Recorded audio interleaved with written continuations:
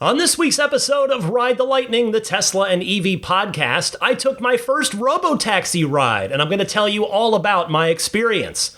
Plus, Tesla published its Master Plan Part 4, then continued its busy week by proposing a massive new CEO compensation package, and more.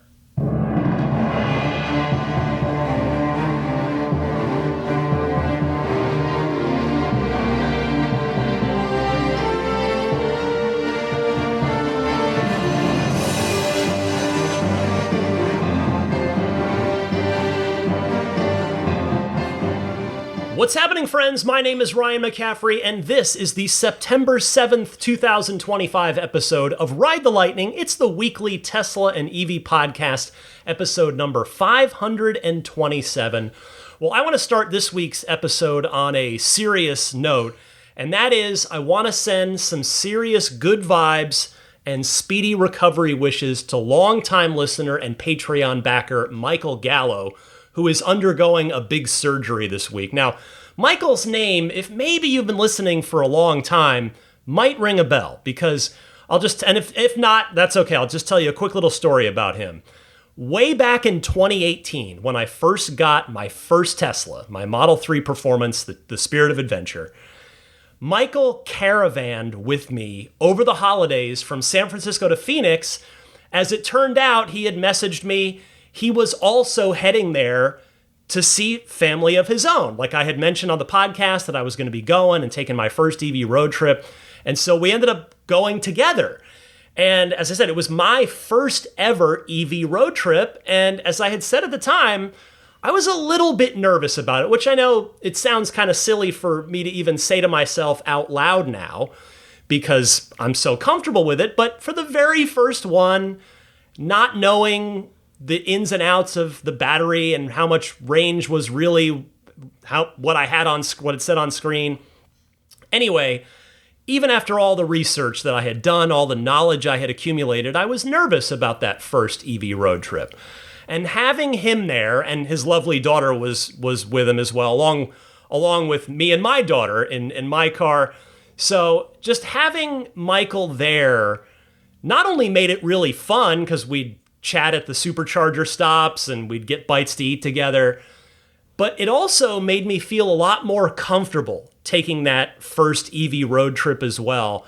And I don't know if I ever told him this, but having him there really meant a lot to me. And I, it's a little thing, but it's something that I've never forgotten. And I've always appreciated that and appreciated him for that. And I've had the pleasure, we've seen each other a number of times since then because he's local to the San Francisco Bay Area. And he even, far more recently, a couple of years ago, he gave me the honor of letting me be there in the car with him when he did his first proper, quiet back road, cheetah stance plaid launch when he got his Model S Plaid a couple of years ago. So best wishes, Michael.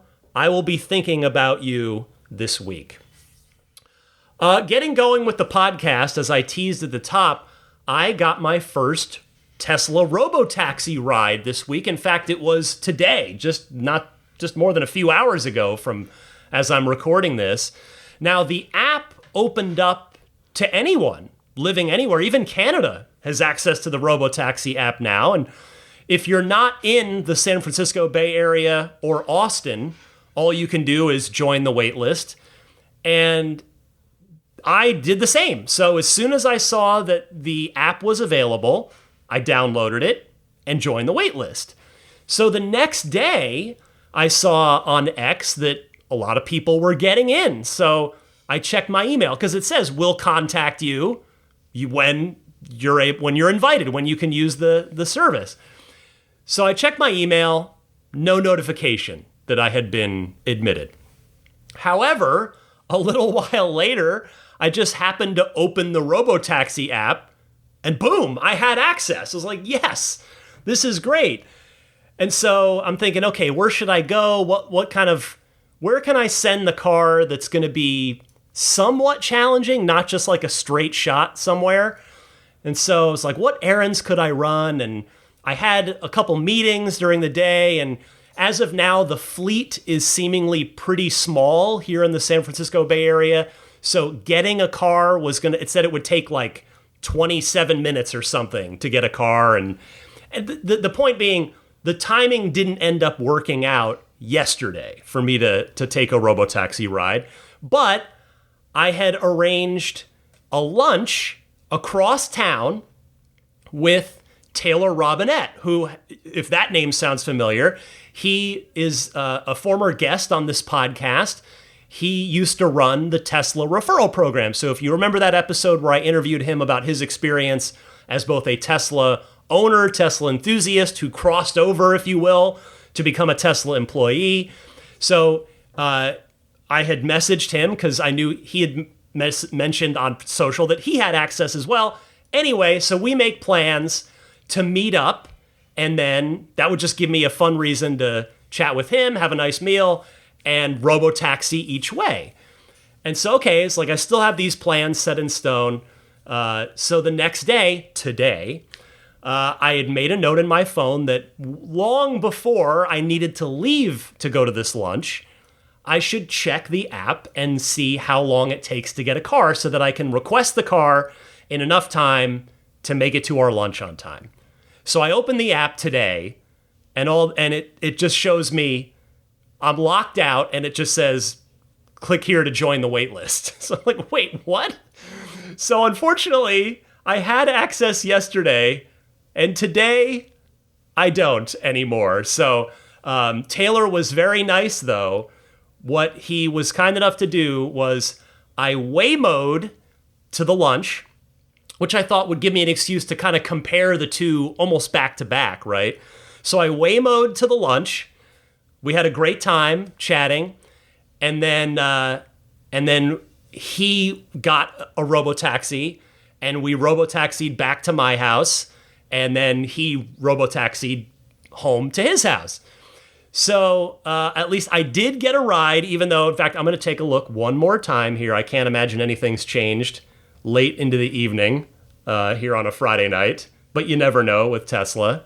Let's see. Yeah, nope, we will reach out as soon as you can book a ride. So no, I still don't have access, but hopefully that'll change sometime soon since I am in one of their service areas. But anyhow, my impressions of my one ride, it was about a 30-minute ride across San Francisco, and it did take the freeway for a chunk of it, but there was also some city driving, and my impressions were that it was pretty uneventful. It did do the trip about 6 to 7 minutes quicker than the Waymo. Now, granted, one was one way, one was the other, so there's variance there. Also, it was a slightly different time of day. So it's not quite apples to apples, but probably a factor in the trip going faster in the Robotaxi was that the Robotaxi took the freeway. And yes, there's, as I've said on the podcast, and you may have heard already, there is a safety monitor in the driver's seat in the Tesla, which of course in Waymo here in San Francisco, there is not. It is fully driverless. There's no one else in the car. But the safety monitor did not do anything when I was on my Robotaxi ride. So it did take the freeway for part of it. But yeah, it was very uneventful. It was quicker than the Waymo was heading back. It was also notably 40% cheaper than Waymo. I didn't think to check an Uber price. I should have done that for another comparison. It didn't even pop into my head. But it was $20 in the Waymo to go from my home to our lunch spot, and it was $12 from our lunch spot back to my home. So 40%, significantly cheaper via the Robotaxi. And as I said, yeah, it was just uneventful, which is good. It didn't necessarily feel obviously ahead of the version 13 in my car, but it didn't really, it was very human-like. It was very smooth, very natural. I really don't have any complaints. Like, it's probably a good thing that I don't really have anything to say about it in terms of nothing eventful happened. So I'm grateful to Taylor for, again, I thought I'd be able to take my own first Robotaxi ride. Instead, it took Taylor's generosity to do it. So thank you, Taylor, for facilitating that. I really do appreciate it. And I will say one other thing. I guess my one nitpick, which FSD does this as well, and I think I've taken a Waymo from the same spot we met for lunch back to my house, and it didn't do this, but the Robotaxi did take a route that I did not prefer. It went a way that, I'm not going to get into details, I don't want to dox myself, but it just went a way that I would rather it not have gone. It wasn't the end of the world. It did its job. It handled the drive just fine. So it did its work. I just would have preferred it gone a notably different direction. I don't think it maybe took a couple minutes longer going the way it did than if it had gone the way I wanted it to go. But still very cool to get to experience it. And hopefully the first of many more Robotaxi rides to come sooner rather than later, but thought I would share my first experience with you. Now, Tesla CEO Elon Musk posted on X this week in the wake of the widening of the user base in both Austin and the San Francisco Bay Area, saying, quote, "The safety driver is just there for the first few months to be extra safe. There should be no safety driver by the end of the year," end quote. So, all right, so if we're lucky, maybe January 1st, 2026 or so, we'll have completely empty Model Y robotaxis. Now, granted, he's not just giving some off-the-cuff answer there, I don't think, because I believe, at least in the Bay Area, but I think also in Austin, that the state DMVs each require a certain number of miles of service with the safety monitor there before those respective DMVs will allow you to go fully driverless. And yes, Waymo did have to go through the same thing in both San Francisco and Austin. So a few months must be when Elon believes that Tesla will have accumulated enough miles in each of those areas. Now, obviously, Austin's been running a bit longer than the Bay Area, but the San Francisco Bay Area geofenced region, geofenced usage zone, is significantly larger than the Austin one. So SF might be able to make up the difference there. Next up this week, Tesla's latest addition to its lineup, that would be the 6-seat Model Y L, is proving to be a massive hit in China, with early demand far exceeding expectations. I saw this quick story on Drive Tesla Canada, who wrote, according to a local Chinese media report citing a Tesla salesperson, since its launch on August 19th, the long wheelbase electric SUV has already generated 120,000 orders. That equates to an average of close to 10,000 new orders per day. The first deliveries began on September 2nd, and Tesla expects the first large wave of customers to receive their vehicles in October. That, needless to say, is a crazy order rate. Needless to say, it's also not sustainable, nor would anyone expect it to be, but if that report is accurate, which again, they're citing a Tesla salesperson there, 120,000 orders on this single variant in less than a month's time is absolutely bonkers. To put that in a different context, 120,000 in about 12 days, as of this report, means, again, on just the Model Y L, not the long range, not the rear wheel drive, just the Model Y L, that represents 10% of all Model Y deliveries from the entirety of last year. From all of 2024, 1.2 million Model Y last year, 10% of that just happened in 12 days on one version of the Model Y in China. One trim, 10 days. Insane. So I'm going to say it again, and I know you're all with me here. Nobody's arguing against me. Tesla's got to get the L over here and take the W. Take the win, Tesla. Get it over to the US. Get it to Europe ASAP. Do not deny this vehicle to your customers in the rest of the world. Let's go. Let's see that Model Y on the road and coming out of Austin, Fremont, and Berlin.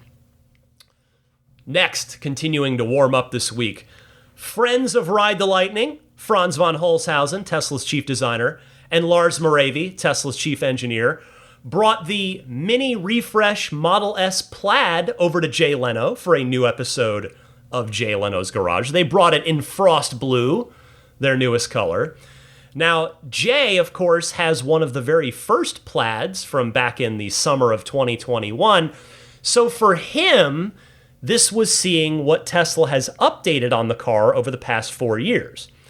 For the rest of us that have been following along with all of this stuff super closely, I will tell you, there's no real new information here. Though, as all of you know, I always enjoy hearing from Franz and or Lars, so I do encourage you to give it a look. Check it out on Jay Leno's Garage YouTube channel if you're interested in watching it. It's about 40 minutes long. As usual, the format is the first half or so of the episode is Jay walking around with the company representative, or in this case, representatives, walking around the car in his garage, pointing out all kinds of external and internal stuff. And then the second half of the episode is Jay out driving the car. And that's exactly what the case was here. I do want to play you just one clip, though. It came from right at the end of the episode, and I'll warn you in advance, there's no new information or details in this clip, but I just want to say, and I've said this before, that Jay, like me, always asks Franz and Lars about the new Roadster every time he sees them, because I think Jay is as excited about that car as I am, and I appreciate Jay for that. So here's the clip of Jay doing just that. It's always a pleasure when you come by, and I hope one day soon to see the new Roadster. Yes, I'm very excited about that. Coming soon. I promise you, Jay, we will bring you here first. I was a young man when I first thought about getting it. So were we. Yeah. So very good. Well, cool. It's like a fine wine. Yeah. Aging well. Yeah. Well, I get that Jay has a much bigger audience than I do. So, hey guys, Lars and Franz, could you maybe bring the new Roadster to Ride the Lightning second, please? Maybe? Could I get in the queue for that? That would be fantastic when the time comes. Before I get to the main stories this week, I wanted to say that I hope all of you who are kindly supporting my efforts with the podcast over on my Patreon page enjoyed this week's Lightning Round mini episode. If you're with me at that $10 per month tier or higher, this week's Lightning Round was the second Patreon profile, as I'm calling them. It's with a listener, so it's just a conversation with one of you, with a listener, to hear your Tesla story, your EV story. I found off the air over the years of doing this podcast that I just really enjoy talking to each of you when I get a chance to meet you. And I just like hearing how you got to the podcast, how you got into Tesla, because everybody has a little bit of a different story, right? So this week's Lightning Round is the Patreon profile with a listener named Jared from Seattle, whose background in software has him particularly fascinated with Tesla's autonomy efforts. So our conversation on Patreon this week is definitely tilted in that direction. If you enjoy those, let me know. If you don't, let me know. I'm thinking once a month for that, but obviously every other week is just a different evergreen EV Tesla-related topic. So check that out on Patreon if you are with me on Patreon. If you're not already with me on Patreon, I would be humbled and grateful if you chose to join me on Patreon and support the podcast, support me, support my family. The way to do that is to go to my Patreon page found at patreon.com/Tesla Podcast, Patreon spelled Patreon, or just click the link in the episode description. And you'll see that at that $10 per month tier, that's the most popular tier, you not only get all 150 something of those lightning round mini episodes that I do every week, but also you get an ad-free version of the episode every week, and you get early access to that ad-free version every week. So each tier has different perks and bonuses. They stack as you go up. Just if $10, if I'm not worth that to you, but you know what, maybe $5 you can do. Well, for $5 a month, you'll still get the ad-free episodes, and you'll get the early access each week to that ad-free episode. So again, patreon.com/Tesla Podcast for that. And if you'd prefer to do a once a year annual pledge, there's an option for that on Patreon. And as a thank you for doing that, I give you a 10% discount. So thank you so much for considering your Patreon pledge. Probably the biggest Tesla story in yet another busy week of Tesla news. The company released its master plan Part 4, following Part 1 in 2006, which I remind you was 2 years before they ever delivered a car, which is pretty sweet, especially when you look back on it and see that they've achieved everything from the original master plan. Part 2 was in 2016, which I covered on the podcast at the time. Yes, I've been going that long. And Part 3 was in 2023, just 2 years ago. The heart of this one is a term that we've already heard Elon use, and that term is sustainable abundance. I'm going to read you the whole thing, and it's a lot, but I'll start with the intro, and we'll just go from there. It's this one. It's long-ish. It's definitely longer than Part 1 or Part 2. It's not longer than Part 3, which was a hefty thing. But anyway, let's just get started here. So the intro says, since Tesla's founding, each iteration of our master plan has focused on our North Star, to deliver unconstrained sustainability without compromise. Humans are tool makers. At Tesla, we make physical products at scale and at a low cost, with the goal of making life better for everyone. As the influence and impact of artificial intelligence technology increases, the mission set forth in Master Plan Part 4 should come as no surprise. This next chapter in Tesla's story will help create a world we've only just begun to imagine, and will do so at a scale that we have yet to see.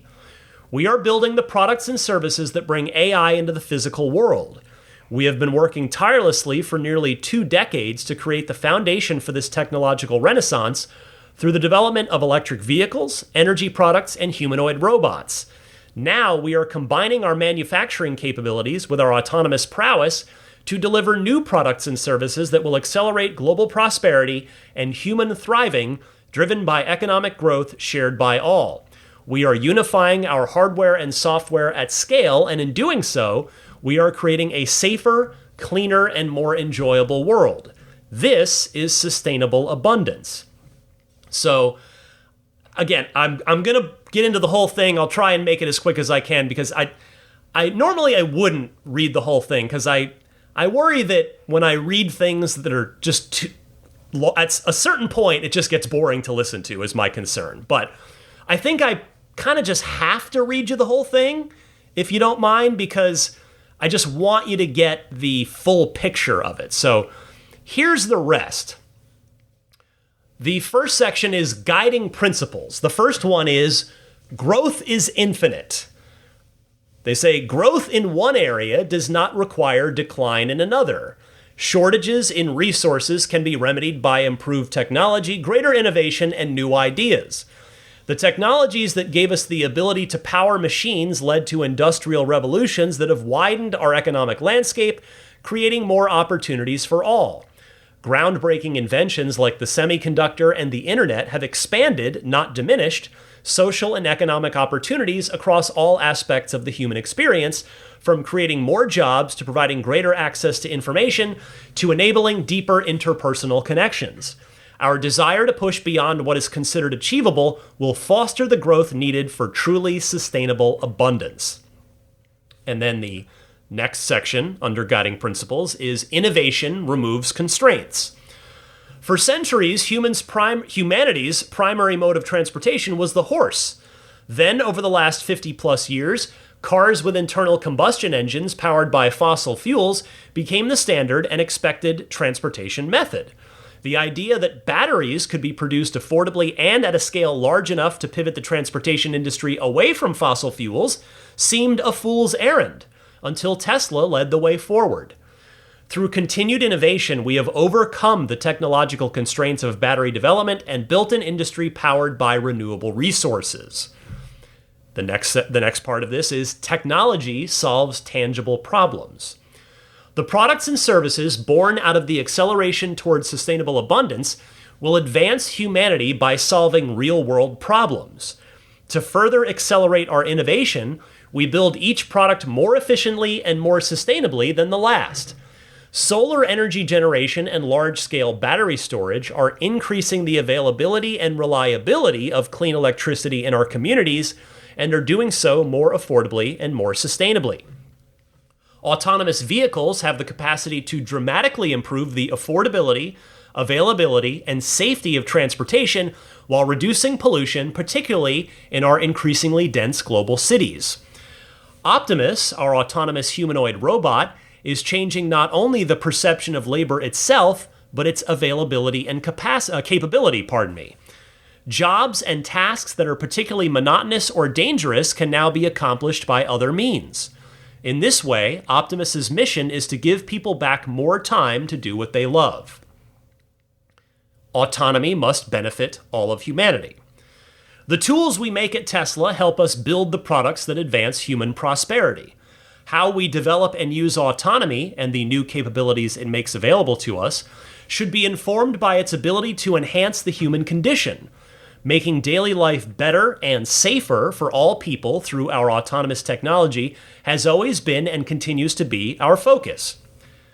Greater access drives greater growth. Making technologically advanced products that are affordable and available at scale is required to build a flourishing and unconstrained society. It serves to further democratize society while raising everyone's quality of life in the process. The hallmark of meritocracy is creating opportunities that enable each person to use their skills to accomplish whatever they imagine. Everyone deserves access to these opportunities, and technological growth can help ensure that each of us is able to maximize our most limited resource, time. Now the next section, and the end. They say, we're accelerating the world's transition to sustainable abundance. We must make one thing clear. This challenge will be extremely difficult to overcome. The elimination of scarcity will require tireless and exquisite execution. Some will perceive it as impossible, and plenty of others will laud every obstacle and setback we inevitably encounter along the way. But once we overcome this challenge, our critics will come to see what they once thought was impossible is indeed possible. And that will be fine with us, because what matters most is that, together, we create a sustainable and truly abundant future for generations to come. And then the final subhead here, all worthwhile journeys are long, and they all begin with a first step. Our first step was to make an exciting sports car, Roadster. Then we leveraged those profits to fund the development and production of more affordable, yet still exciting products, Model S and Model X. Then we repeated the process, bringing us to Model 3 and Model Y and onward. This process required us to take many steps, some of them small and others large. But ultimately, each win led to another win. And even with our failures, we were able to keep building momentum. Our momentum allowed us to build out a fully integrated ecosystem of sustainable products from transport to energy generation, battery storage, and robotics. Today, we are on the cusp of a revolutionary period primed for unprecedented growth. And this time it will not be a single step, but a leap forward for Tesla and humanity as a whole. The tools we are going to develop will help us build the kind of world that we've always dreamed of, a world of sustainable abundance by redefining the fundamental building blocks of labor, mobility, and energy at scale and for all. So there you go. That is Master Plan Part 4. I read it over a few times, and I'll be honest with you, it seems pretty vague to me. And I think that's what disappoints me about it. The first 3 plans were all quite clear on what exactly the company wanted to do and how exactly it was going to do it. I will give you an example here. It's just very idealistic. Actually, let me just first go over what I just said. So, part 1, still my favorite one, because I don't know, it just is. It was 3 steps, basically. Build a low-volume, expensive sports car to prove out the capability and excitement of EVs. Then use the money from that to build a cheaper sedan, mid-volume. Then use the money from that to build a more affordable, high-volume sedan. And they did it. They absolutely did it. If you went back in time and grabbed 2006 Elon Musk after he first wrote that, like after he just clicked publish and went to the Tesla.com website, I guess at the time it was TeslaMotors.com, and you brought him to 2025, he'd be like, whoa, how many cars do we have? How many did we make last year? Like, he'd be like, wow, we did it. That's amazing. So I still love the original master plan. Now, part 2 literally concluded with a boiled down plan of action that I'll just read you real quick. It concluded by saying, so in short, master plan part 2 is create stunning solar roofs with seamlessly integrated battery storage. Expand the electric vehicle product line to address all major segments. Develop a self-driving capability that is 10x safer than manual via massive fleet learning. Enable your car to make money for you when you aren't using it. And so, well, let's look at that. They've done the solar roof with home battery storage.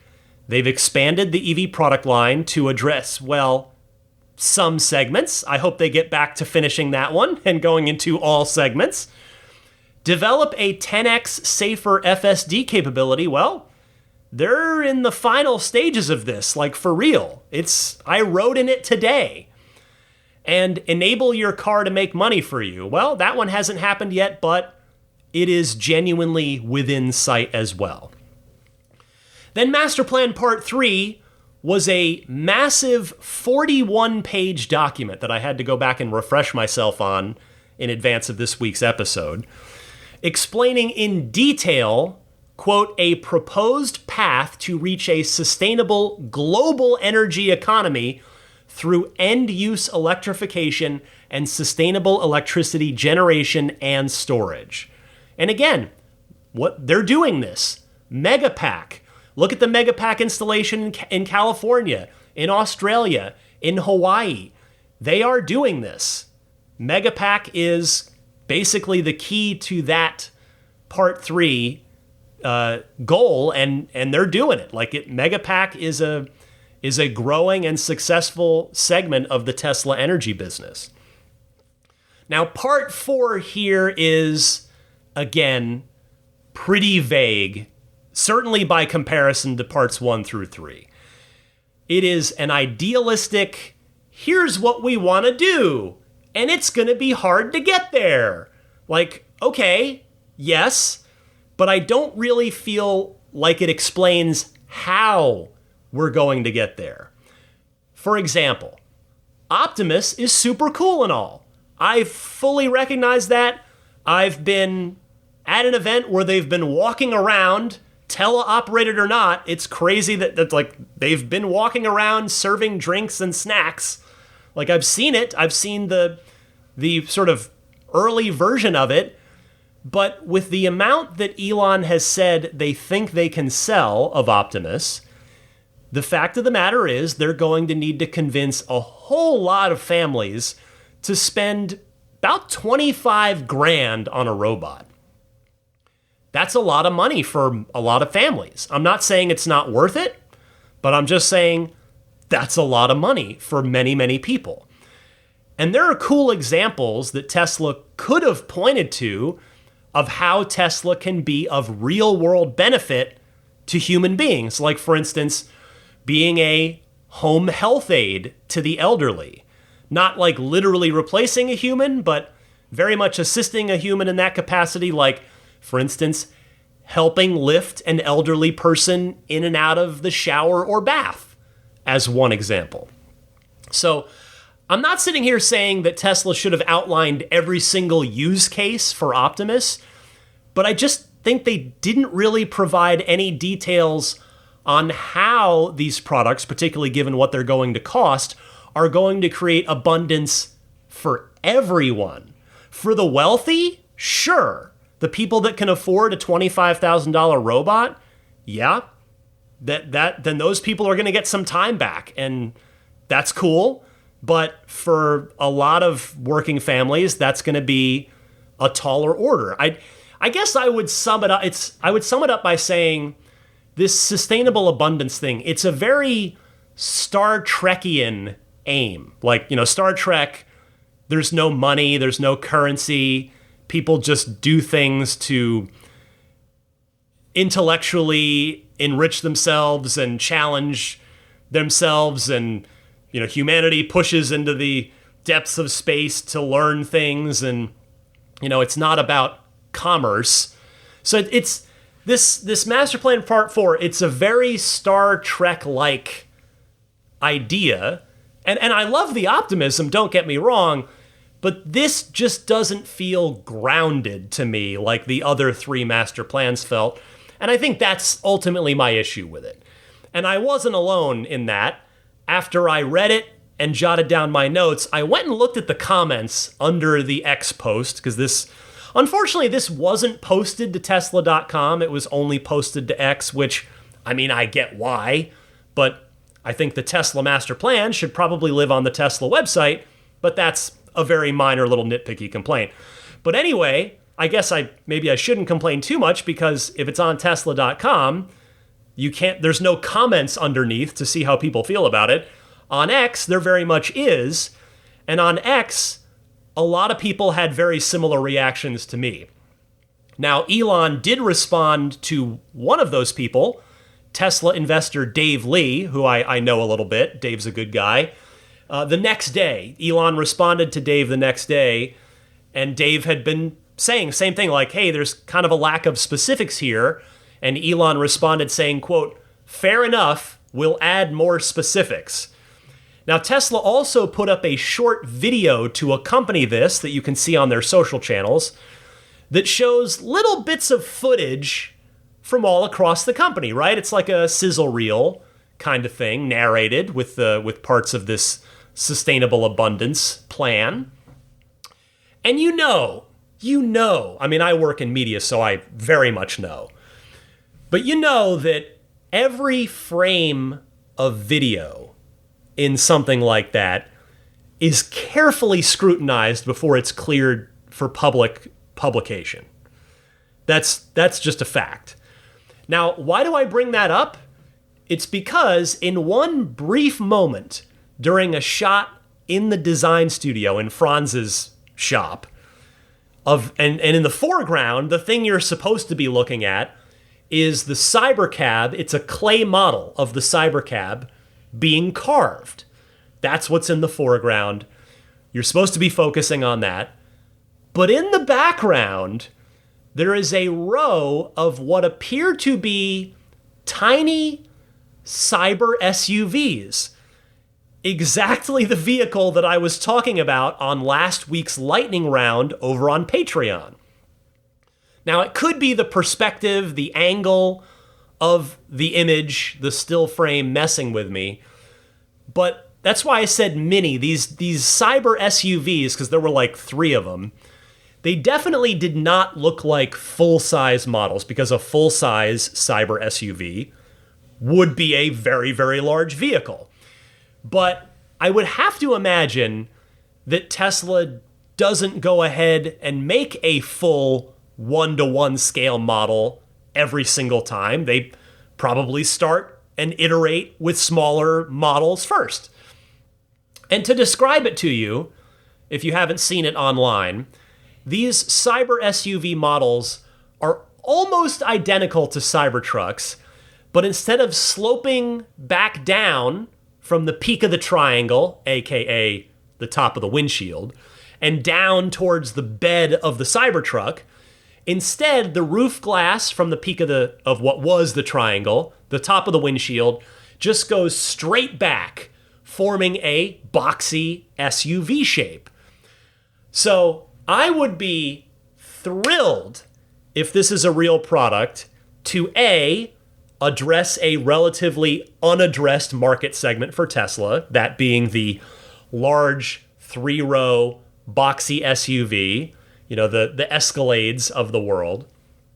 And then B, I would be thrilled because it would further leverage the Cybertruck platform, the tooling and the production line, all the resources that have already gone into the Cybertruck that, unfortunately for the moment, seem to be underutilized, or at the very least, that those resources are a far cry from the 250,000 per year production total that Elon had repeatedly stated over the years for Cybertruck leading up to the launch, and they're at like an order of magnitude less than that right now. By the way, I'll conclude here by saying that, well, besides the fact that I really want the Cyber SUV to be real, on a more kind of general level, I do absolutely adore the concept of a company issuing evolving, updating master plans and doing so publicly. I would honestly like to see more companies do it. I mean, I suppose the cynical perspective on why no other company that I'm aware of does this is because most companies' master plan is just make as much money as possible. So I'd love to see more companies adopt a public-facing master plan strategy. I mean, Tesla's done so now for almost 20 years. Wow, actually, that's right. We are less than a year away from the 20th anniversary of the first master plan. In fact, the exact date, I looked it up, Master Plan Part 1 was posted on August 1st, 2006. So, yeah, we're about 11 months away from the 20th anniversary of that one. And really more to the point is, with a master plan, we are able to hold Tesla accountable to a degree, to what they've laid out, and then they've been able to hold themselves accountable to that as well. And I just think that's a good thing. So I'd like to see more companies do it. To conclude on this topic, because there is plenty more to talk about. I know I've already been chattering away for quite a while. I made the Master Plan Part 4 the subject of this week's Patreon poll. I linked to it for people to read, and I simply asked, what do you think of Tesla's Master Plan Part 4? Running away with the vote with 44% of over 270 votes was the second choice on the list, which was, it's interesting but light on details. 23% voted, I'm not sure what they're going for with this. 15% said, I love it, bring on sustainable abundance. 14% said, so, no mention of new cars? And then the remaining 4% just said, just show me the results. So, just as the online response was not dissimilar from my takeaway from it, sounds like those of you that voted in the Patreon poll this week were kind of along the same lines as me, generally speaking, as well. A little vague. That's the complaint here, a little vague.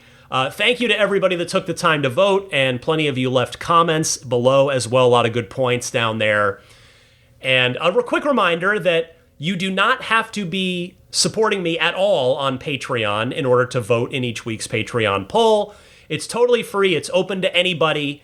I just want you to swing on by and cast your vote each week at patreon.com/Tesla podcast. The new poll question typically goes up on Tuesday evenings, so look for that. Stop on by and make your voice heard. A quick mid-show break right here to remind you about my friends at XCare. Accelerate Auto and their product XCare. It's the EV-specific extended warranty. These folks have rewritten the rules, rethought the whole thing, first principles problem solving, just like what Tesla does with the regard to extended warranties. They've tried to make it simple. They've tried to make it very useful and customizable, very flexible. And as a customer myself of XCare, I genuinely believe they've done just that. So whether you want to cover your entire car, just basically extend your manufacturer's warranty for 2 more years, 3 more years, 5 more years, 7, up to 10 extra years for 20,000 miles, 40,000 miles, 75, 100, or even 125,000 miles. You can do any of that. Whatever works for you and your needs with your car, if you plan on hanging on to it for a while, go to xcare.com. And because you're a Ride the Lightning listener, you'll get $100 off when you select XCare's one-time payment option by using the discount code LIGHTNING. That discount code again, LIGHTNING, $100 off. Just head on over to xcare.com, configure your extended warranty for your Tesla or EV, however you want to do it, including maybe you want to cover your high voltage battery and the drive unit, because those are the most expensive components of the car. You can do that. You may be eligible for that coverage as well. So again, check them out, xcare.com, $100 off with the discount code LIGHTNING when you select XCare's one-time payment option. Yep, we're 45 plus minutes into the podcast this week, and we are still rolling. Another big story this week, Tesla has released its 2025 proxy, and it includes an unprecedented 1 trillion, that's with a T, pay package for Elon Musk if he meets all of its objectives. I want to give a tip of the cap to our Tesla tipster friend Sawyer Merritt, who wrote up a wonderful summary of this after cruising through the aforementioned proxy. And Sawyer writes, if Elon wants to receive the full award, he will need to create $7.5 trillion in shareholder value, making Tesla an $8.5 trillion company. The plan spans 10 years. The additional shares Elon could receive would push his stake in Tesla to at least 25%. There are 12 tranches, with each worth about 1% of the company. The first one would come at a $2 trillion market cap, as the puppy drops a toy ball on the floor, if you're wondering what weird sound that just was. To capture each tranche, Elon not only has to meet a market cap milestone, but one of the operation milestones as well. Meaning, if Elon doesn't deliver, he gets paid nothing, making this a, well, in Sawyer's opinion anyway, a very shareholder-friendly one. Elon will have to hold the new shares after he receives them for 7.5 years. Tesla wrote in the proxy, quote, the 2025 CEO Performance Award similarly challenges Elon to again meet a series of even more aspirational goals, including operational milestones focused on reaching adjusted EBITDA targets, thresholds that are up to 28 times higher than the 2018 CEO Performance Awards top adjusted EBITDA milestone, and rolling out new or expanded product offerings, including 1 million Robotaxis in commercial operation and delivery of 1 million AI bots, all while growing the company's market capitalization by trillions of dollars. Now, Sawyer added in another post, this, he says, quote, this is an interesting tidbit in Tesla's proxy filing. The board says, quote, ultimately, the committee believed it to be critical to Tesla to secure Musk's commitment to Tesla and receive assurances that Musk's involvement with the political sphere would wind down in a timely manner, end quote. The company doesn't really go into any further depth on this, so it's unclear what kind of assurances they may have received. The company also says it wants to develop a meaningful framework for long-term succession planning led by the board with Elon's participation. So thank you to Sawyer for that. Now, those of you who are Tesla shareholders will be voting on this ahead of the upcoming shareholder meeting in about 2 months from now in November. So I very much encourage you to read up in more detail on this than just the general 3-minute overview that I've given you here. But a couple of quick thoughts from me. One, I am glad to see that 20 million vehicles delivered is one of the tranches. Now, it's not 20 million per year, so it's not the Battery Day 2020 goal that they had set for themselves to achieve by 2030. It's not that. It's 20 million total vehicles delivered. If you're curious, Tesla is at about 8, they're just over 8 million now. And so far, they've yet to crack 2 million per year. As you know, they've been just below that for the past couple of years, and they are likely to come in a bit under that this year as well.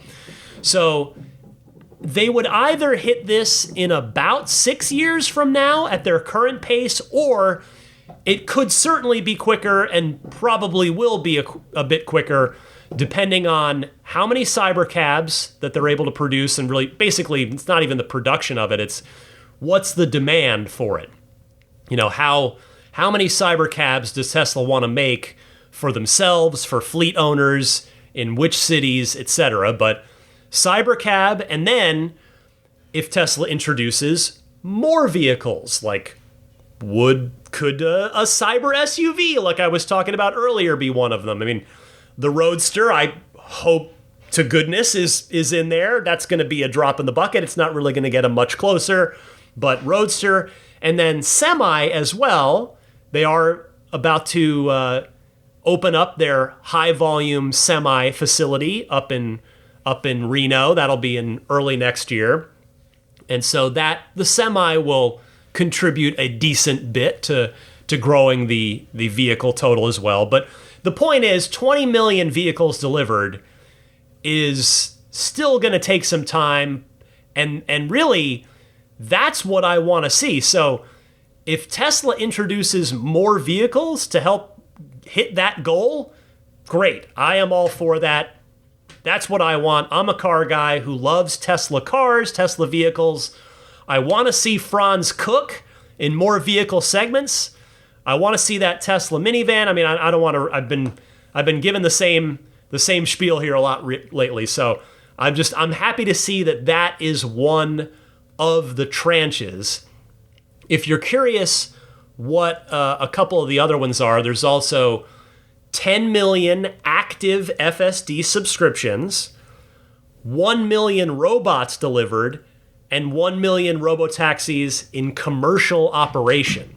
So the other ones are all from adjusted EBITDA numbers. That's the rest of the operational milestones there.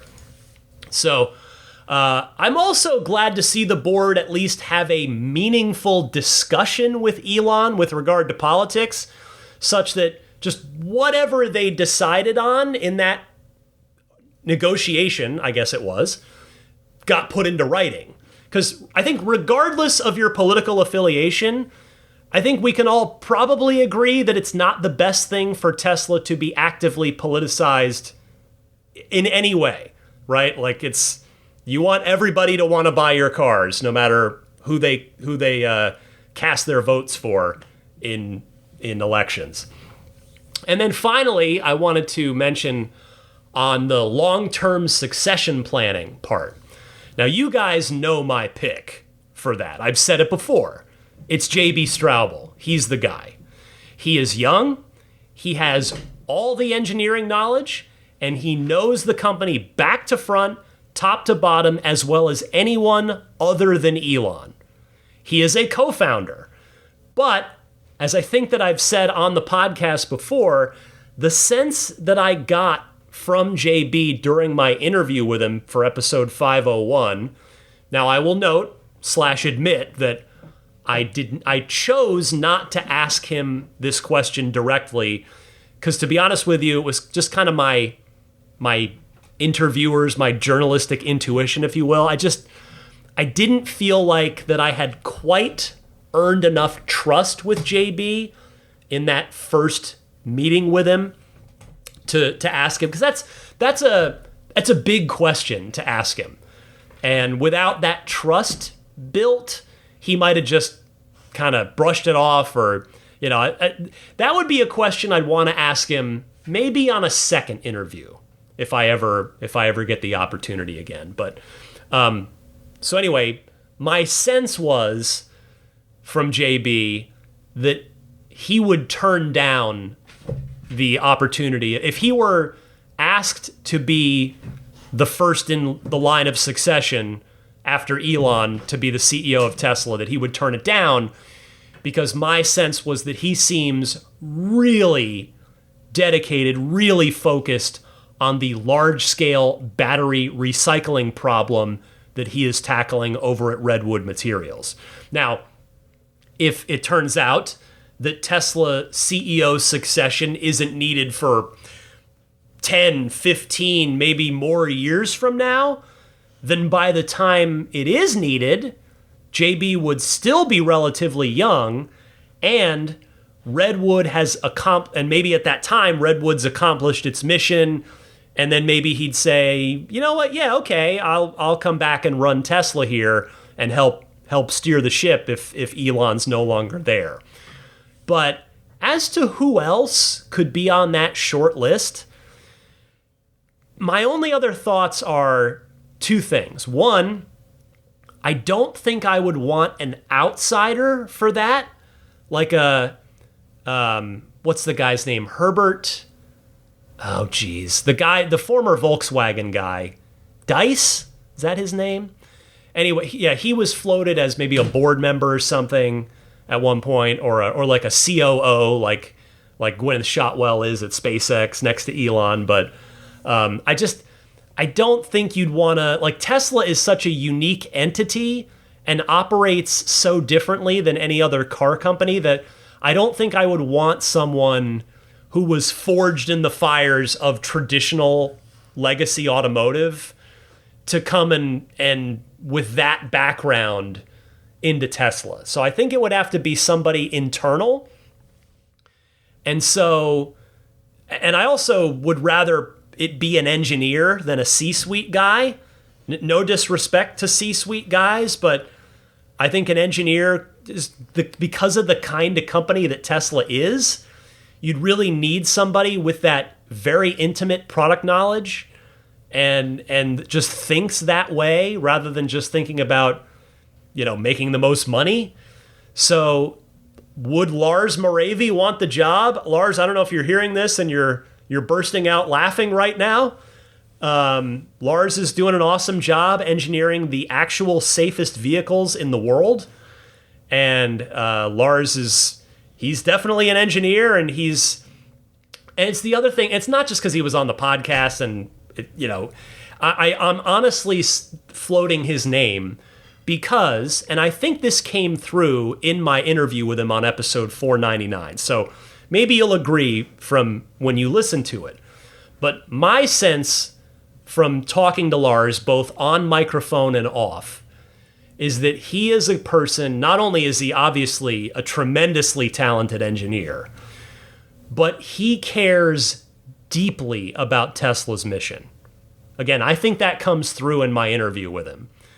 But that's whether you think it did or not, I very much got that sense from him, from talking to him on microphone and off microphone as well. So I would trust him to do it, I guess is what I'm saying. I don't know if he would want the job, but it seems like we probably won't need to even worry about succession for quite a while. But if the board's going to it's in their fiduciary duty to the company to have a succession plan. And, well, Lars would be on my short list right behind JB Straubel.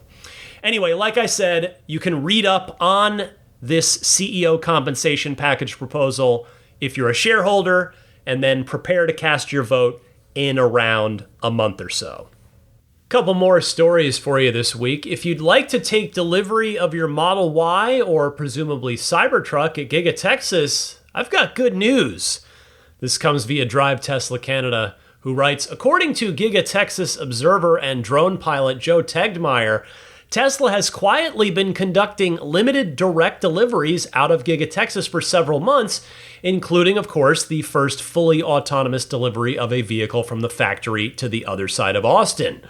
Now, Tesla is taking it a step further with a permanent facility designed to handle a larger volume of customer pickups. The new delivery center is being developed on the north end of the plant's west end-of-line building, where completed vehicles roll off the production line.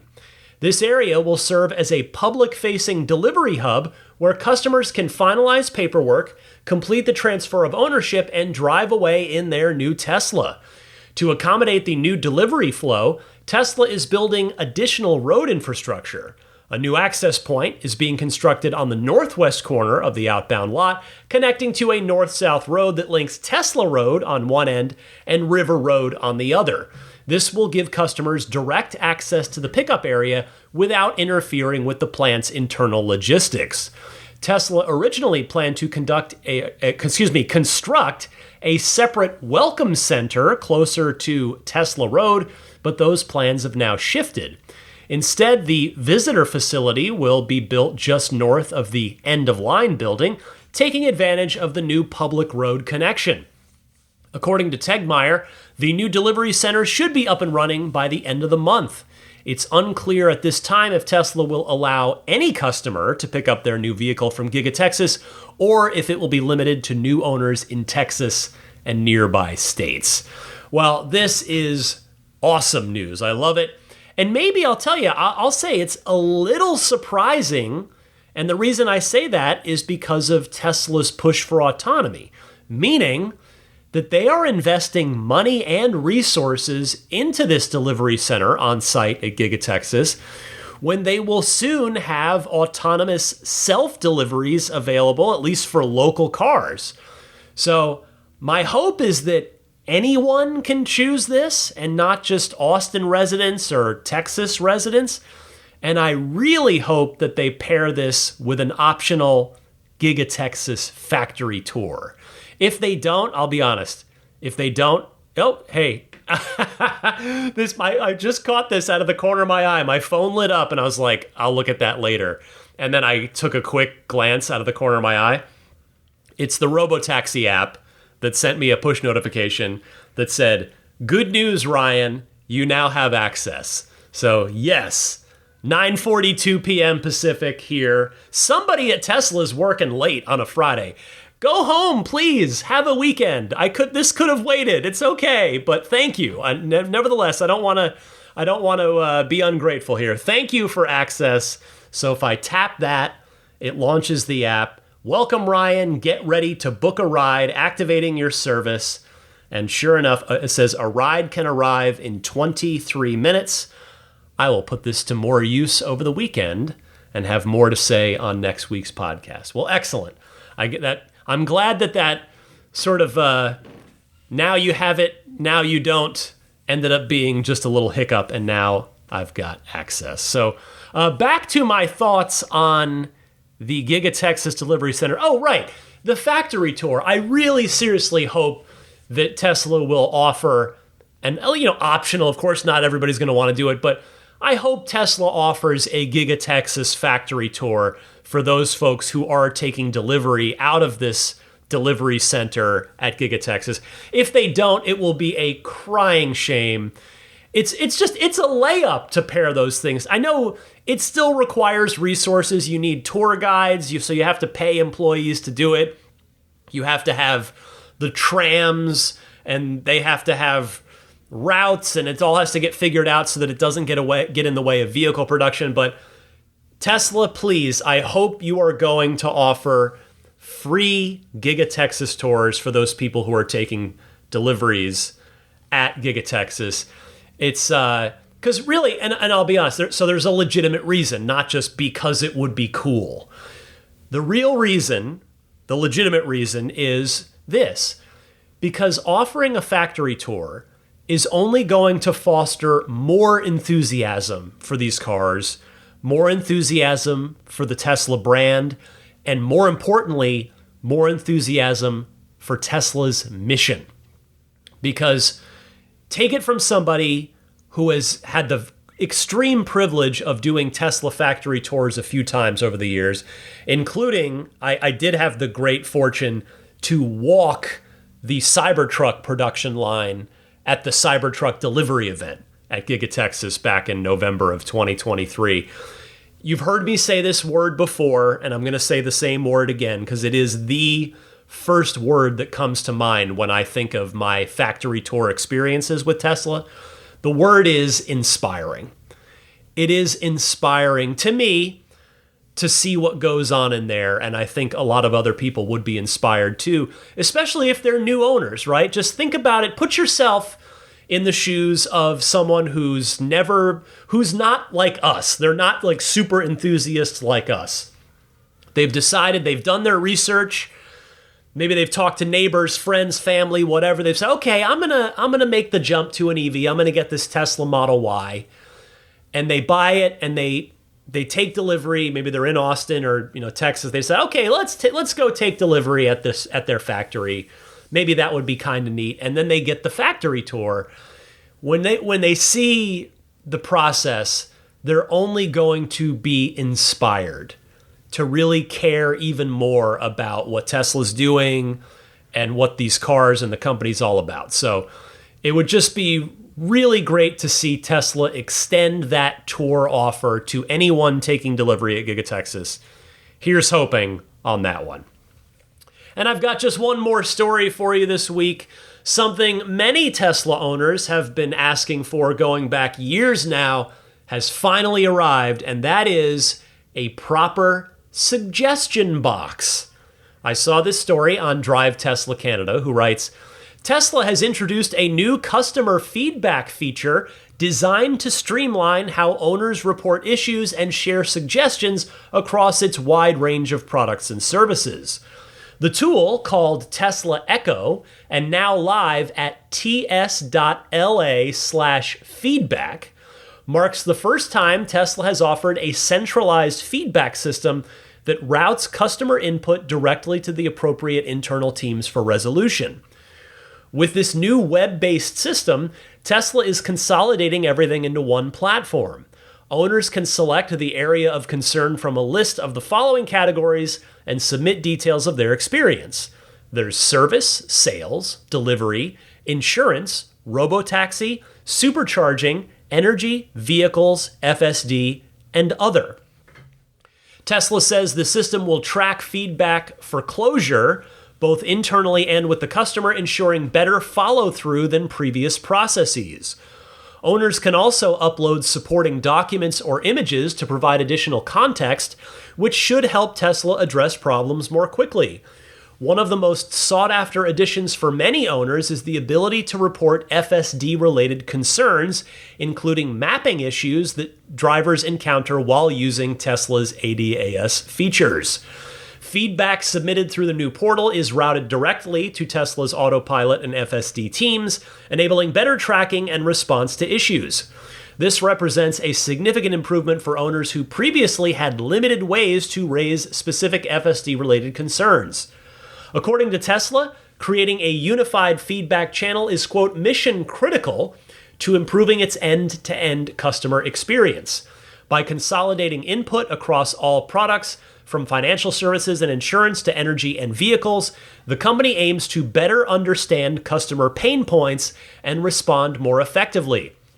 The system is currently only available on the web through each owner's Tesla account, but the company confirmed it will be integrated into the Tesla mobile app in the near future. Thank you, Drive Tesla Canada, for that. And all I have to say is, finally, yes. Very thankful for this one. For basically ever, the only way to give feedback to Tesla and have it receive any chance of being acted upon was to have a Twitter, now X account, tweet at Elon and hope he sees it and responds. Which, of course, is not a very efficient system when you're a car company. So I'm over the moon that Tesla has launched this. It sounds like they've put a ton of thought into it, and I can't wait to see what new features, what new improvements we see in our cars and in the customer service process overall. As a result, I want to say bravo to the Tesla software team and teams internally that built this. All right. That's everything I've got for you in another super busy week of Tesla news. I've got time for a few of your Ride the Lightning phone calls, so stay tuned for those right after this. This is Bill Daniels, the voice of Light Industries 2000, or KIT. You're listening to Ride the Lightning, the Tesla unofficial podcast. Happy electric motoring. Welcome to the Ride the Lightning Hotline, your chance to call in and potentially be featured here on the podcast. If you've got a question, comment, or discussion topic, I encourage you, I welcome you, I invite you to call in with it. And you're wondering, well, how do I do that? There are two easy ways. One, use your smartphone's built-in voice recording software. Record your question. Please try to keep it to 90 seconds or less so that I can get to as many callers each week as possible. And then email that file to me at my Tesla Podcast email address, which is teslapodcast@gmail.com. Or you can take that same 90-second or less question and simply call in and leave a message anytime, day or night, on the Ride the Lightning hotline. It's a toll-free number, and that number is 1-888-989-8752. That's 1-888-989-TSLA. And if you know someone special with an upcoming birthday, anniversary, graduation, or some other special occasion, you can give them a unique gift of recorded voices from friends and family telling them why they're special. The recordings can be podcasted or put onto a keepsake. Visit lifeonrecord.com to learn more. First up this week is James from Brisbane sharing the local sentiment down in Australia about FSD. G'day Ryan, it's James from Brisbane, Australia.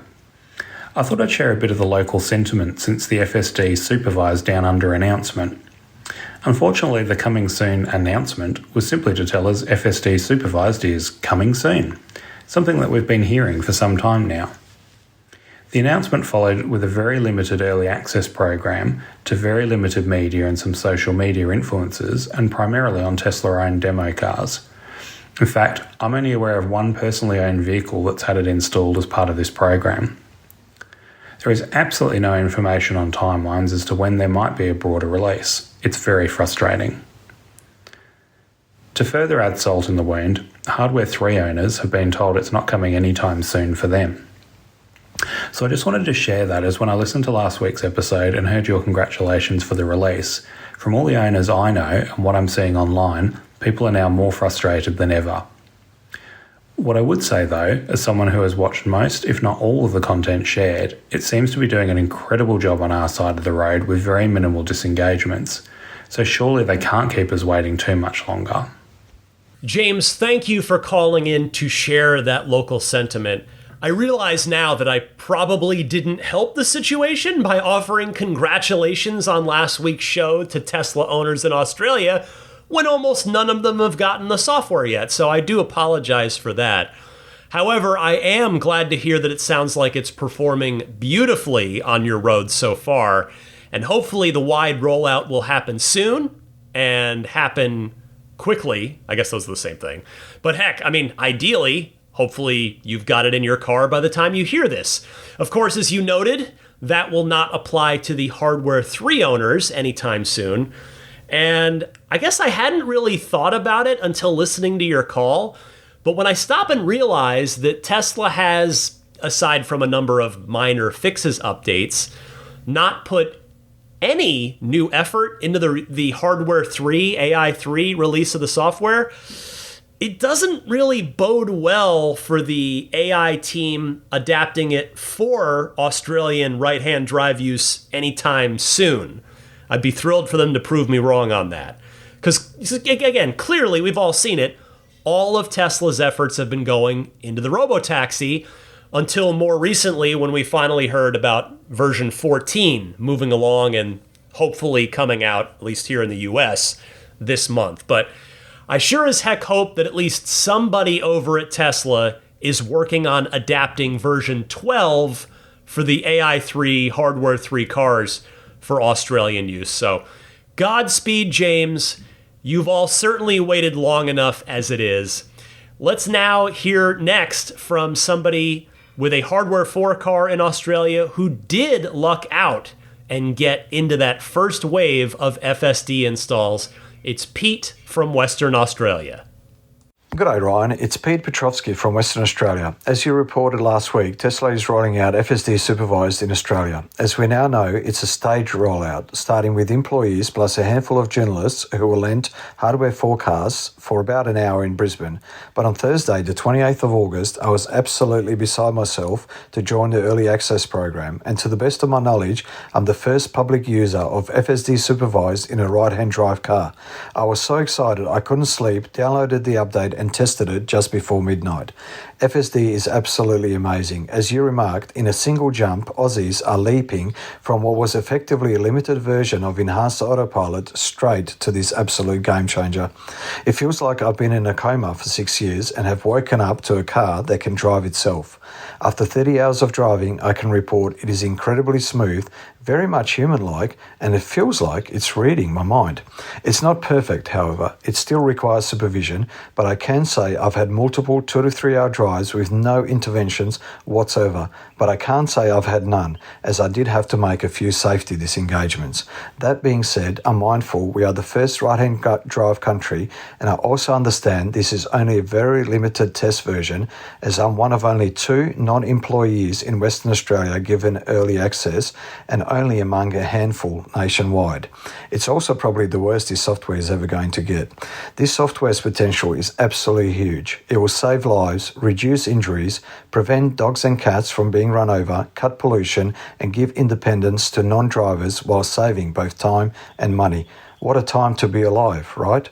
I'm so grateful to Tesla for this much valued opportunity, and I also wanted to thank you for giving Australians an international voice in the Tesla community worldwide and for everything you've done over the last decade. Thanks again from down under.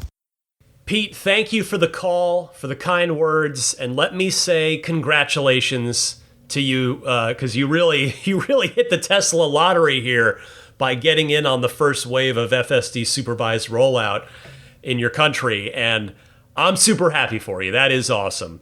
I mean, I love hearing that you've logged 30 hours with it already, and no doubt plenty more than that by the time this episode airs and you hear this. And it's really great to hear your perspective from, as you noted, from skipping all of the other versions of what was FSD beta and is now FSD supervised. So have fun with it. Thank you for calling in. And I hope that you give a lot of your fellow Australians test rides. And I mean that for both giving fellow Tesla owners who haven't got the software yet, or maybe, like James, are on a Hardware 3 car, and also non-Tesla owners alike. I hope you're giving lots of rides to everybody to demo the software. Cheers, Pete. Thank you so much. And while we're on the subject of FSD, I've got time for one more call. Let's come back to the U.S. and hear from Dave in Yorktown, Virginia, who has an example of FSD being awesome. Hello, Ryan. This is Dave from Yorktown, Virginia. I wanted to call in with an interesting example of how just awesome full self-driving has become. Like you, I come back from those days many years ago where I had to drive like a grandma for months just to get a safety score of 95 so I could be one of the early adopters of full self-driving. And, of course, I've been using it all the time. I was driving on a road in a conga line of cars going about 5 miles an hour. And then one of the cars on the oncoming traffic side had its left turn signal on, signaling you wanted to get across the road. And my car slowed to a stop, allowed him to make the turn, and then continued on. I was just like, wow. Not only that, but another 30 seconds later, the same exact thing happened. Guy with the left turn blinker on, my car slowed and stopped. He went across the road, gave me a little wave, and off I went. So there you go. Another good reason to have full self-driving. Be nice to other people. Thank you, Ryan, for all you do. Love the podcast. Bye. Thanks, Dave. And you're right. Sometimes there are those really human-esque moments with FSD that make it feel like magic. In fact, I'll give you a recent example of my own that I don't think I mentioned on the podcast. So I was in the far left lane on a 4-lane freeway, and the reason I was in the left lane before you yell at me was because I was passing the car that had been in front of me in the second lane, and so FSD was passing it in the left lane.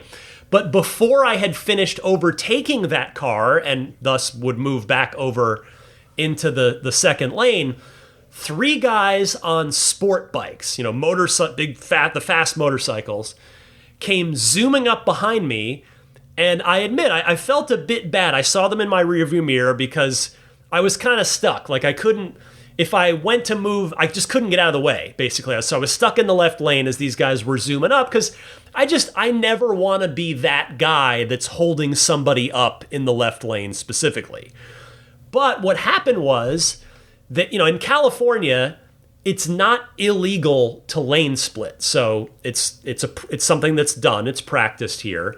So what FSD did was, all on its own, it moved over to the left side of the lane to the point where the car was riding the left lane line, which very clearly and obviously gave the lane-splitting bikers room to zip by me. And as each one went by, each one of them put their arm out and kind of down, and with 2 fingers out, gave me kind of the peace sign pointing down as they zoom back, which I'm pretty sure, at least certainly the contextual thing for this, and if they're motorcycle riding folks in the audience, you can correct me if I'm not interpreting this correctly, but it's basically, I think, the biker sign for thank you for moving over to make it easier for me to go by. And I was thinking to myself as they're giving me the 2 fingers, the thank you sign, I'm thinking to myself, well, they're thanking a robot. I didn't do that maneuver, which is pretty cool, right? That's a very human thing to do. And remember, for version 14, which Elon says is targeted for release this month, but we'll have to wait and see if that actually happens, version 14 is supposedly another really big step forward. And waiting for us beyond that, you'll remember just a few episodes ago when I talked about Elon's comments on what the Robotaxis in Austin are running, he said that those cars have, quote, some additional breakthroughs in Tesla AI that will make the car feel eerily human. So more of this to come, I guess. These good human movements, indications or actions, that's the word I'm looking for. These good human-like actions taken by the cars. So exciting times ahead in FSDville.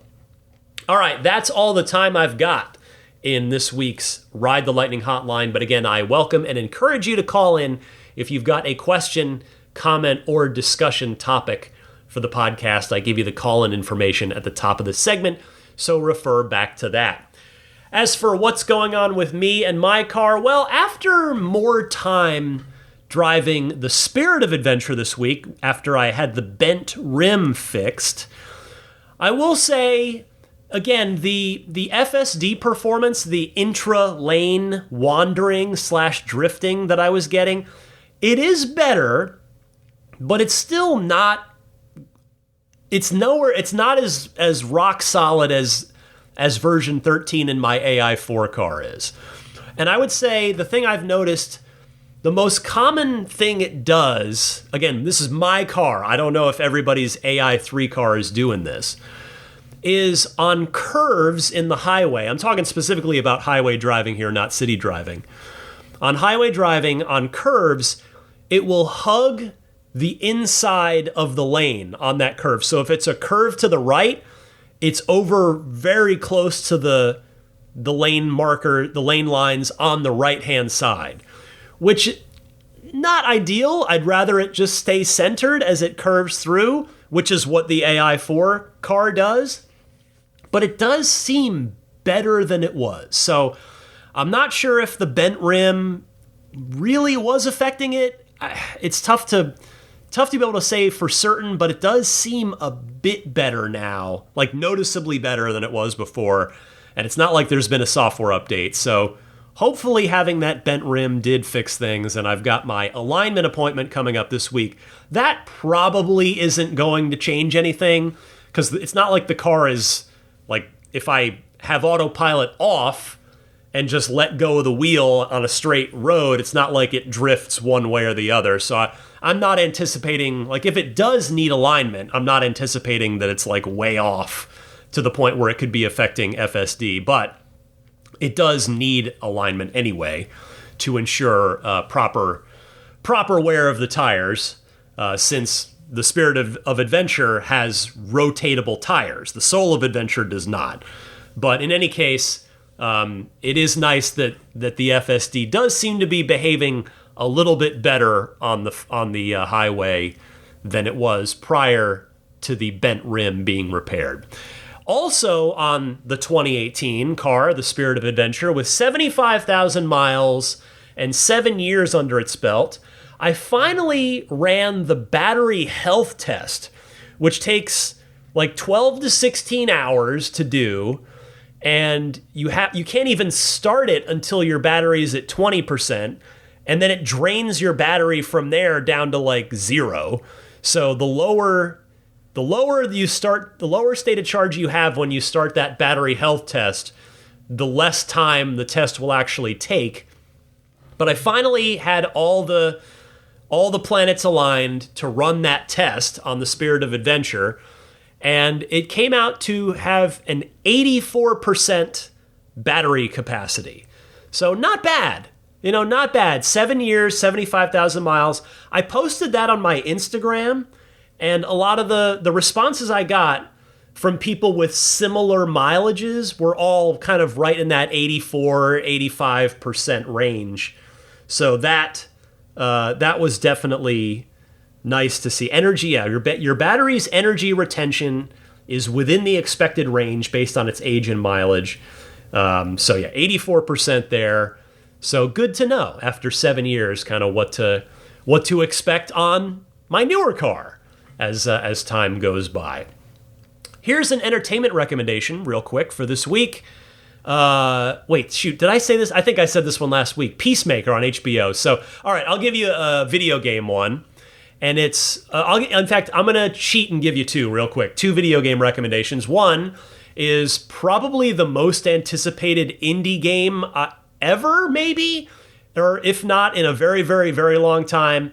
It's been 7 years coming, and the developers just stayed super tight-lipped the whole time until finally, very recently, they said, all right, here's our release date. That game is Hollow Knight Silksong, which is the sequel to Hollow Knight, which is a beloved Metroidvania game. So my daughter was like counting the minutes until that game came out. She loves the first one. In fact, I think she's upstairs playing Silksong right now. I'm going to have to go take her Switch away and tell her to go to bed because it's getting pretty late. But Hollow Knight Silksong, which is out on pretty much all platforms, PC, PS5, Xbox, and Nintendo Switch. It's also on Xbox Game Pass, if you're a subscriber to Game Pass on either Xbox or PC. And then one other video game, it's actually an expansion pack for an existing game. So if you don't already have the game, you'd have to buy the game. But if you have already bought this, I highly recommend this DLC. And that downloadable content is The Ancient Gods, which is for Indiana Jones and the Great Circle. It is, and I'm loving it. That was my 2024 vote for Game of the Year last year. Indiana Jones, such a phenomenal game. So if you would like more of that, the expansion is now available on, again, Xbox, PC, and PlayStation 5. How about a Tesla pro tip of the week? Here's one from Sean in New York. Hi, Ryan. Sean Bloom calling from New York. Great show. I listen every week. Just wanted to give a tip to the Ride the Lightning community. I made a shortcut in my iPhone recently called Set Personal Hotspot. And anytime I get in my Tesla, I tell the Siri to do that. I say, Siri, set personal hotspot. And by doing that, it makes a Wi-Fi network that the Tesla connects to, and I can run all the apps. It automatically connects on the Tesla side, and I don't have to unlock my phone to do this, saving me lots of time and effort. I hope other people use this tip. And thanks again, Ryan. Great show. Fantastic pro tip here, Sean. This is a great Tesla life hack / awesome workaround.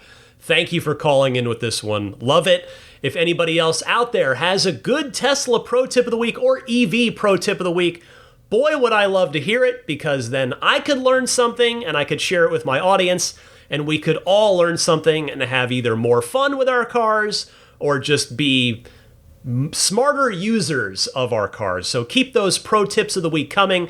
You can send them in the same way that you send in a regular Ride the Lightning hotline phone call, which I gave you the 2 call-in instructions for a little while ago.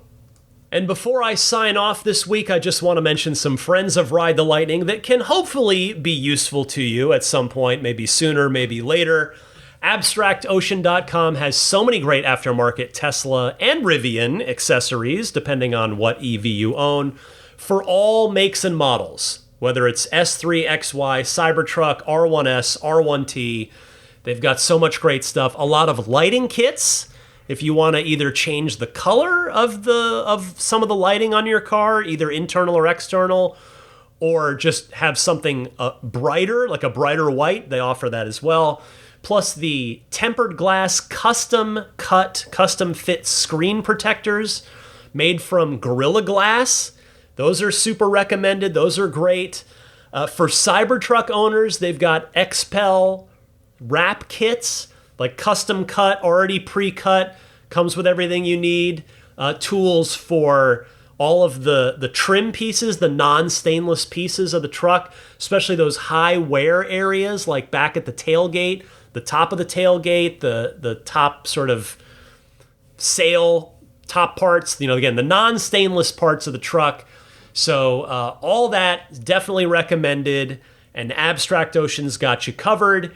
And they also continue to kindly offer the 15% discount to new customers from this audience. So to take advantage of it, go to abstractocean.com. Click on the vehicle you have at the top. It will then show you all of the various accessories available for your vehicle. Pile everything you like into your online shopping cart, and when you get to checkout, enter the coupon code RTL Podcast. That's all one word, no spaces, RTL Podcast, to get 15% off of your first order. Thank you very much to my friends at Abstract Ocean. Next, if you either want or are legally required to have a front license plate on your Tesla, I do recommend that you use the Snap Plate or the newer, stronger Snap Plate Plus, and not the front license plate bracket that Tesla gives you. Because the Tesla one uses automotive tape. It will physically stick to your paint to the front of your vehicle, which means if you ever want to get it off, it's not going to go well in terms of making sure that it comes off without damaging your paint in some way. So use the Snap Plate. It's a nice, clean, minimal look, and it goes on safely and securely with included tools. But if you ever want to take it off for any reason, maybe you're detailing the car, maybe you're showing it at a Cars and Coffee in your area, whatever the case may be, it'll go on and off easily. It'll go on securely, off easily enough with the included tools. It's not like anybody's just going to walk up and take it off your car. But it's a really nice, clean, minimalist look. So make those fix-it tickets go away for those of you who, like me, do not like having to use a front license plate. Get yours at everyamp.com/RTL, and don't forget the coupon code RTL as well for a nice discount. Thank you to my friends at SnapPlate for that one. How about Immaculate Reflections?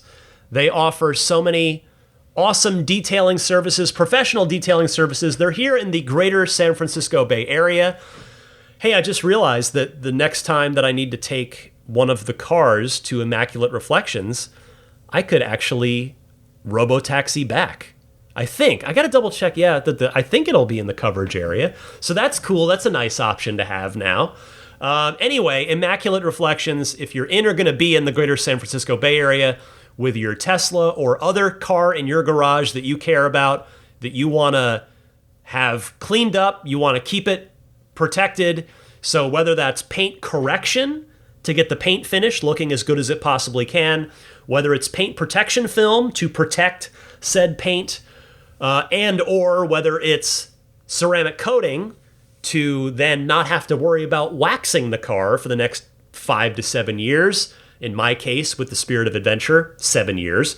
In fact, that'll be the next time I think I go back to Immaculate Reflections, is to have the Spirit of Adventure re-ceramic coated. It lasted 7 years, which is awesome. That's the high end of what's expected on that. So the summer special is winding down. You got your last chance to get in on that. So it's $200 off of any paint correction service, $500 off of any ceramic coating package, and 15% off of any paint protection film package. Go to the website to get in touch, and that website is irdetailing.com. And when you go to the contact form there, you reach out, mention that you're a Ride the Lightning listener, and that's how you'll get the summer special applied to any work that you have booked in. The Patreon, I mentioned it earlier. Let me mention it one more time. You can find it at patreon.com/Tesla Podcast, or just click the link in the episode description. This is the way that you can voluntarily choose to support the podcast. This is a free podcast, always has been, always will be, but it is your support that is what keeps me going here and enables me to continue putting in all the time, all the effort, all the energy, all the love and enthusiasm in this. Again, I love doing it, don't get me wrong, but your support does mean the world to me and to my family. So I'd be mighty grateful if you would at least take a look at the Patreon page. You can find it again at patreon.com/Tesla Podcast. Every tier, starting with the base $5 per month tier, gets an ad-free version of the episode each week, and you get that ad-free version early each week, typically late Friday evenings. As soon as I finish recording, editing, and uploading the podcast, it goes straight to Patreon, and you get that ad-free version nice and early. If you step up to that most popular tier, that's the $10 per month tier, you'll get the ad-free, you'll get it early, and you'll get access to all past, present, and future, as long as you're pledging, editions of that weekly Lightning Round bonus mini episode. Finally, the various podcast feeds. If you're using one of those, I urge you to follow this podcast. So on Apple Podcasts, Spotify, TuneIn through your Tesla, that's TuneIn's right in your car, etc., or a YouTube podcast as well. Just search Ride the Lightning Tesla, should pop right up. Click the follow button, which means anytime there's a new episode, which is every Sunday at 9 a.m. Eastern, 6 a.m. Pacific, you'll get a push notification on your device, tap it, and you will immediately start listening to the new episode. So that's a nice, easy, totally free thing you can do to help make your Ride the Lightning listening experience that much easier. And finally, you can follow me on X and or on Instagram. I have the same username on both. That username is DMC_Ryan. You can always email me, teslapodcast@gmail.com. I want to shout out the top tier Patreon backers now. These are the kind folks that are being extra generous in their support of the podcast. I'll start with the Maximum Plaid backers. Tomorrow, as I record this, we have our monthly Patreon Zoom hangout for September. There's plenty to talk about, that's for sure, between Robotaxi and Master Plan Part 4 Elon's compensation package. I'm going to be really curious to hear from everybody on everything happening in the Tesla and EV space. So I hope to see a lot of these Maximum Plaid backers there, because as part of their Patreon benefits, they get invited to the monthly Patreon Zoom Hangout every single month. But anybody who makes any new pledge or upgraded pledge at any level, any tier, any amount, gets a one-time thank you invitation to whatever the next Patreon Zoom Hangout is. So hopefully we'll see some of those folks tomorrow as well. But the Maximum Plaid backers, big thank you to Jonathan Wales, Cameron Clark, Daniel Grummer, Seth Capello, Nick and Tony, the Galpin family, Ryan from New York City, Darren Nickel, Kaz Barnes, Patrick Wisniewski, Gil Cabrera, Todd Badger, Joe Edgel, Kevin Yank, the Tesla Owners Club of San Joaquin Valley, Will Stedman, Justin Perez, Jeremy Harris, Chris Beach, Tom Mills, Corey O'Donnell, Aaron, John Cody, Joel Sapp, Paul Casarino, Chris Osborne, KB, Adam Lavoie, Jason Chalukas, Travis Krenzel, Bruce Otterstein, Tom Behan, Josh Pennington, John from Cream Ridge, New Jersey, Dustin Hart, Derek Finley, Charles Clement, Damon Klein, Jeff Brown, Jerry Slinger, Kenneth Corbett, Brian Bertoglio, Kim Bay, Troy Sievers, Nick Jacoby, Chip Hooper, Matt Chinander, Robert Moran, and Rav. Next up, extra big thanks goes out to the Roadster in Space tier backers, the tippy top of the Patreon tiers. These very kind folks get all the stuff I've mentioned, plus a one-on-one hangout with me each month, should they elect to take it, and some of them do, and it's always fun to chat. So thank you to Pete White, Lyle Austin, Steve Radspinner, Fernando Cordero, Lawton from Chicago, Sean Neidig, Neil Weaver, Jackson Wallace, Rolf and Jennifer Evers, Howard Anthony Smith, Victoria Iacovetto, Tesla Hitchhiker 42, Carol Weston, Robert from near Philly, American Home Contractors, Doug Carey, Michael Gallo, and Tony Figueroa. Finally, the grandfathered-in Plaid level supporters.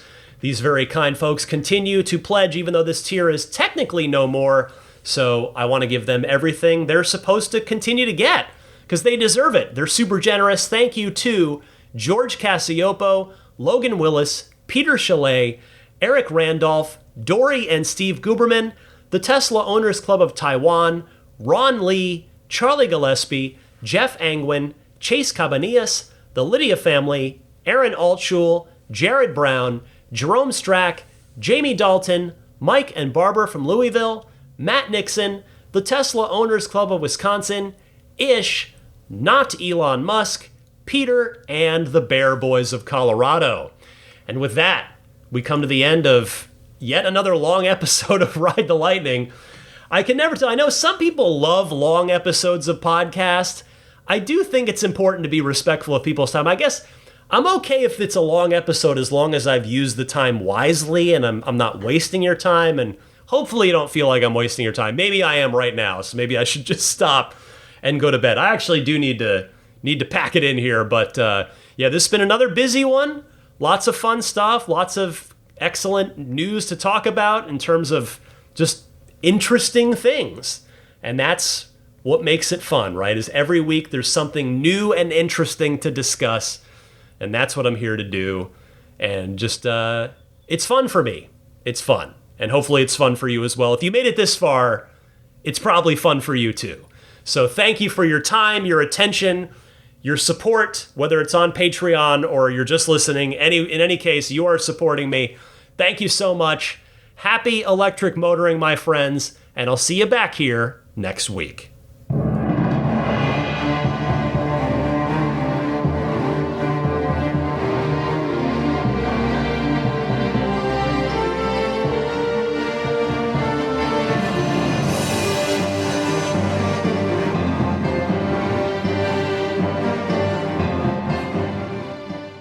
Elon Musk, people don't like Elon Musk. The guy founded PayPal and Tesla, and people are like, yeah, but he's a troll and a bad dad. I'm like, so was mine. He did nothing to fight climate change.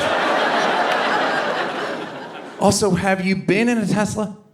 Have you been in a Tesla? My buddy let me drive his Tesla. I laughed out loud at how fast it went. Been clinically depressed my entire life. On dozens of medications. In a Tesla for 13 seconds, cured forever. I mean, I think a Tesla is the most fun thing you could possibly buy ever. That's what it's meant to be. Our goal is to make it's not exactly a car. It's actually a thing to maximize enjoyment. It's maximum fun.